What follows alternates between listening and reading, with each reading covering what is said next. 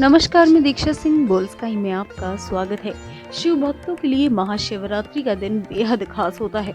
भगवान शिव को प्रसन्न करने तथा उनका आशीर्वाद पाने के लिए इस दिन उनकी उपासना की जाती है। इस मौके पर मंदिरों में खास इंतजाम किए जाते हैं। श्रद्धालु व्रत रखते हैं और मंदिर जाकर शिवलिंग का अभिषेक करते हैं। महाशिवरात्रि के दिन भक्त भोलेनाथ की पूजा अर्चना करने के साथ ही महाशिवरात्रि की कथा सुनते हैं।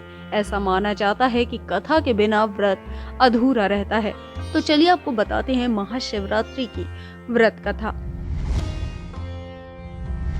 इस कथा के अनुसार एक जंगल में शिकारी रहता था। वह जानवरों का शिकार करके अपने परिवार का पालन पोषण करता था। गरीबी के कारण उसे गांव के साहूकार से ऋण लेना पड़ा। समय पर ऋण न चुका पाने के कारण साहूकार ने उसे जल्द पैसे देने के लिए जोर दिया।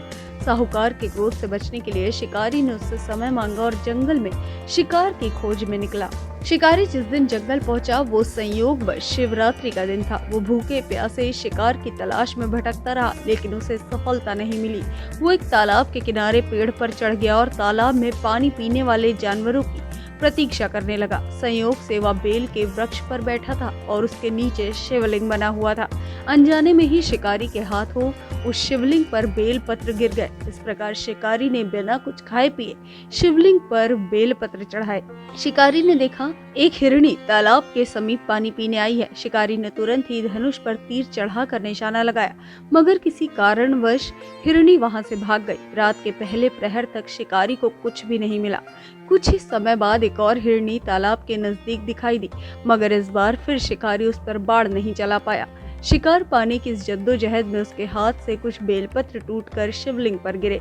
इस प्रकार से दूसरे पहर की पूजा भी शिकारी ने अनजाने में पूरी कर ली। शिकारी उस वक्त परेशान हो गया जब तीसरे प्रहर में भी उसके साथ ठीक पहले और दूसरे प्रहर की तरह घटना घटी। वह हिरण को देखकर भी उसका शिकार नहीं कर पाया। इस बार तालाब पर हिरण अपने पूरे परिवार के साथ पहुंचा। हिरण का झुंड देखकर शिकारी बहुत प्रसन्न हुआ। उसने धनुष पर एक बार फिर चढ़ाया और अनजाने में बेलपत्र टूटकर शिवलिंग पर गिरा। चारों प्रहर भूखे प्यासे रहकर शिकारी ने एक तरह से उपवास रखा और अनजाने में ही शिवलिंग की पूजा भी की। शिकार की तलाश में वह पलक भी नहीं झपका पाया था।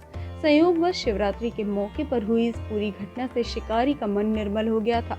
इस व्रत के प्रभाव से उसके पाप भस्म हुए और उसके मन में दयालुता का भाव पैदा हो गया। उसने हिरणों को मारने का विचार तुरंत ही छोड़ दिया।